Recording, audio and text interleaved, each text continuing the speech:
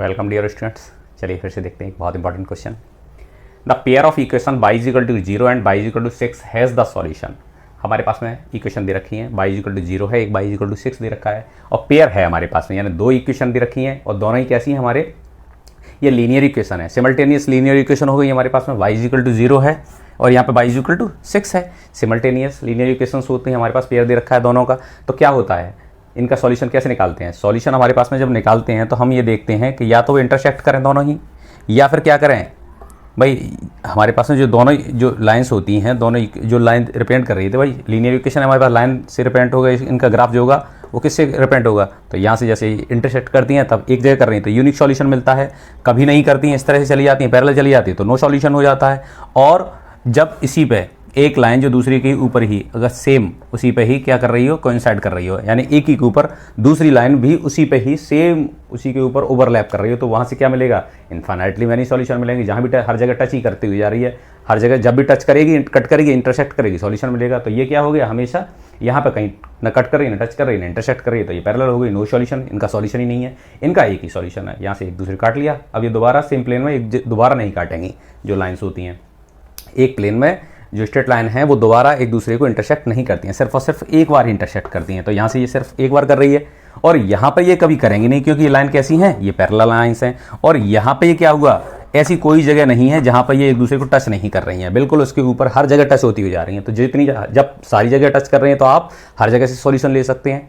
जितनी जगह कट करते हैं, टच करते हैं या इंटरसेक्ट करते हैं, वही सॉल्यूशन मिलता है। लेकिन ये तो बिल्कुल ही ओवरलैप हो रही है, बिल्कुल ही ऊपर उसके एक दूसरे के ऊपर चल रही हैं, ठीक है, उनको आप अलग नहीं कर रहे हैं, बिल्कुल एक ही है, उनका जो पाथ है वो बिल्कुल एक ही है, स्ट्रेट लाइंस बिल्कुल, ठीक है, सेपरेट नहीं है। तो हर जगह वो टच कर रही हैं, हर पॉइंट पर टच कर रही हैं, जो उसका पॉइंट होगा वही इसका पॉइंट होगा, ठीक है। तो वहाँ से क्या है, इन्फाइनाइटली मैनी सॉल्यूशन मिलेगा। अब यहाँ हम ये देखते हैं y इज इक्वल टू 0 को, जब y इज इक्वल टू 0 है, एक y इज इक्वल टू हमारे पास में 6 दे रखा है, ठीक है। अब हम इसको ग्राफिकली रिप्रेजेंटेशन देखेंगे तो जो y इज इक्वल टू 0 कहाँ मिलेगा, y कहाँ होता है 0, वो x एक्सिस पे होता है, ये y एक्सिस है। और y 6 कहाँ मिलेगा, ये हम इसको पॉजिटिव है तो यहाँ से 1 2 3 4 5 6, ठीक है, ये 6 ले लेते हैं। तो y की वैल्यू 6 दे रखी है और एक इक्वेशन हमारी ये जा रही है, ये यहाँ जा रही है, और दूसरी वाली ये 6 वाली के लिए है, ये 6 के लिए, ठीक है। तो ये हमेशा ये लाइन क्या है, ये इसकी वैल्यू ये कितनी है, ये इसकी ये 6 है y की वैल्यू, और एक y इज इक्वल टू 0 है, मीन्स x एक्सिस पर ही रहेगी ये लाइन। तो हमेशा इसकी बीच की जो डिस्टेंस है y इज इक्वल टू ये 6 रहेगी। तो ये क्या हो गई, दोनों लाइन ये कैसी हो गई, पैरेलल हो गई, ये लाइन कैसी हो गई, पैरेलल लाइन हो गई। तो ये जब भी लाइन पैरेलल होती हैं हमारे पास में, ये लाइन पैरेलल हैं, तो क्या हो गया, इनके बीच में कहीं सॉल्यूशन मिलता है, भाई न टच कर रही है, न कट कर रही है, न इंटरसेक्ट कर रही है, तो यहाँ से क्या मिलेगा, नो सॉल्यूशन हो जाता हमारा। क्या हो जाता है, नो सॉल्यूशन, यहाँ से कोई सॉल्यूशन नहीं मिलता है। तो बस इसी तरह से y अगर 0 है यानी कि x एक्सिस पर जा रही है, y इज इक्वल टू 6 है यानी कि पैरेलल टू x एक्सिस जा रही है, तो इन दोनों को कहीं भी, क्योंकि y की डिस्टेंस कभी भी चेंज नहीं होगी, y हमेशा कितना रहेगा, 6 रहेगा यहाँ पे, और इसके लिए y 0 है हमारा, x एक्सिस पे चलेगी, तो दोनों के बीच की डिस्टेंस क्या है, वो कम नहीं होगी, ठीक है, हमेशा remain same, always remain same. जब बीच की डिस्टेंस रहेगी तो वो क्या होती हैं, लाइंस पैरेलल लाइंस होती हैं, और पैरेलल लाइन कभी भी एक दूसरे को न कट करती है, न टच करती है, न इंटरसेक्ट करती हैं, तो वो कैसी हो जाती है, उनका सॉल्यूशन कैसा हो जाता है, नो सॉल्यूशन, वो कभी भी उनका सॉल्यूशन नहीं मिलेगा, ठीक है।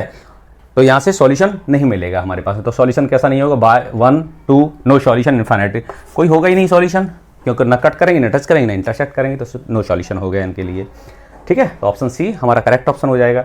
अब क्वेश्चन नंबर 2 वो भी इसी तरह से है। The pair of equations x is equal to 0 दे रखा है एंड x इक्वल टू -5 दिया है, हैज द सॉल्यूशन। तो अगर x की वैल्यू एक 0 है, एक x इज इक्वल टू -5, यानी y है ही नहीं हमारे पास में, ठीक है। तो अब वहाँ क्या देखेंगे हम, यहाँ भी देख लीजिए, ये हमने ग्राफ बनाया, ये x एक्सिस है, ये y एक्सिस है। एक कह रहे हैं x 0 है, x कब 0 होता है, जब हम y एक्सिस पे चल रहे होते हैं, इस एक्सिस पे हमेशा y एक्सिस पे ये 0 होता है, यानी एक जो लाइन है इसके लिए रिप्रेजेंटेशन होगा, ये भी हमारे पास सिमल्टेनियस लीनियर इक्वेशन हो गई विद यहाँ पे x हमारे पास में क्या दे रखा है, एक इक्वेशन है x इक्वल टू 0, दूसरी हमारी x इक्वल टू -5 है, तो वो क्या हो गई, सिमल्टेनियस लीनियर इक्वेशन हो गई, ठीक है।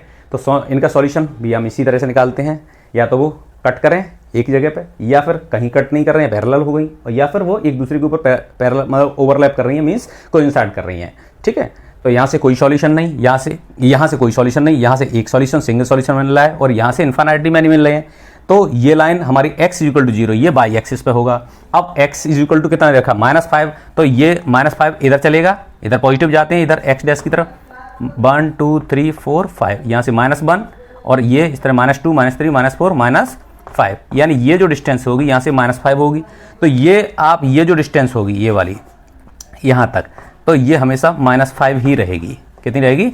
-5। तो ये जो लाइन आएगी यहाँ से, ये हमेशा -5 कभी चेंज नहीं होगा। -5 x की वैल्यू कितनी रहेगी? x की वैल्यू यही रहने वाली है -5, तो इस लाइन के लिए। तो ये जो लाइन रिप्रेजेंट हो रही है ये क्या है? बाई एक्सिस की पैरेलल है। कैसी आई? Parallel to y axis. जैसे पहले वाली क्या थी? पैरेलल टू एक्स एक्सिस थी, जब x की वैल्यू एक तो हमेशा यहीं रहेगा, बाई एक्सिस पर ही रहेगी, और ये -5 है तब भी ये इधर यहाँ -5 की तरफ चलेंगे तो ये भी -5 रहेगा। तो ये पैरेलल कैसी रहेगी? Parallel to y axis. x equal to 0 दे रखा है, x इक्वल टू -5, तो पैरेलल टू बाई एक्सिस। तो जब पैरेलल लाइन हो जाती हैं तो उनसे कभी भी सॉल्यूशन नहीं मिलता है। सेम इसी तरह से जैसे ये लाइन पैरेलल है तो ये कभी भी एक दूसरे को कट करेंगे, ना टच करेंगे, ना इंटरसेक्ट करेंगे, तो कोई सॉल्यूशन मिलने का कोई सवाल ही नहीं है। इसलिए क्या हो गया हमारे पास में? इसलिए यहाँ भी क्या हो गया? नो सॉल्यूशन, कोई सॉल्यूशन नहीं मिलेगा। यहाँ से यूनिक मिलता है, यहाँ से कोई नहीं मिलता है, और वहाँ से तो इन्फाइनाइटली मैंने उसके तो कोई पता ही नहीं कितने सॉल्यूशन, इन्फाइनाइटली मैनी सॉल्यूशन। ठीक है, ये हो गया, वो ओवरलैपिंग कर रही है। तो इस तरह से x y इक्वल टू 0 है, यहाँ भी नो सॉल्यूशन, यहाँ x इक्वल टू 0 है, और दोनों दूसरे में y की वैल्यू है, यहाँ भी y है, दोनों ही इक्वेशंस में। यहाँ x है, ठीक है, y नहीं है, तो यहाँ से क्या है? नो सॉल्यूशन इसमें भी, और यहाँ भी नो सॉल्यूशन। तो इस तरह से हम देख सकते हैं कि अगर हमारे पास इस तरह से कोई भी क्वेश्चन हो, चाहे वो इसकी जगह 6 की जगह 4 होता या 3 होता, कुछ भी होता, इसी तरह से x यहाँ पे x इक्वल टू 5 होता, कुछ भी होता, तो ये इस तरह से हम अगर दिया होता, एक तो हमारे पास उसी पे y0 कहाँ होता है? x एक्सिस पे, x0 कहाँ होता है? y एक्सिस पे। तो बस दूसरी लाइन के लिए हमें बनाना है, ठीक है, तो वो देख लेंगे क्या होता है, पैरेलल ही होंगी। पहले ही बताया था मैंने, x इक्वल टू a दे रखा है तो पैरेलल टू बाई एक्सिस होगा, y इक्वल टू b दे रखा है तो पैरेलल टू x एक्सिस होगा। तो इस तरह से क्या हो जाएगा? कोई सॉल्यूशन मिलेगा ही नहीं, इंटरसेक्ट नहीं करेंगे तो सॉल्यूशन नहीं है। ठीक है, नो सॉल्यूशन हो गया दोनों में, तो option C is correct option. ठीक है, तो बस ये हमारे पास में थर्ड क्वेश्चन था, और आप इसी तरह के क्वेश्चन सीखने के लिए आप बने रहिए मेरे चैनल पर। अगर अच्छा लगे तो आप लाइक करें, ठीक है, सब्सक्राइब करें। Thank you.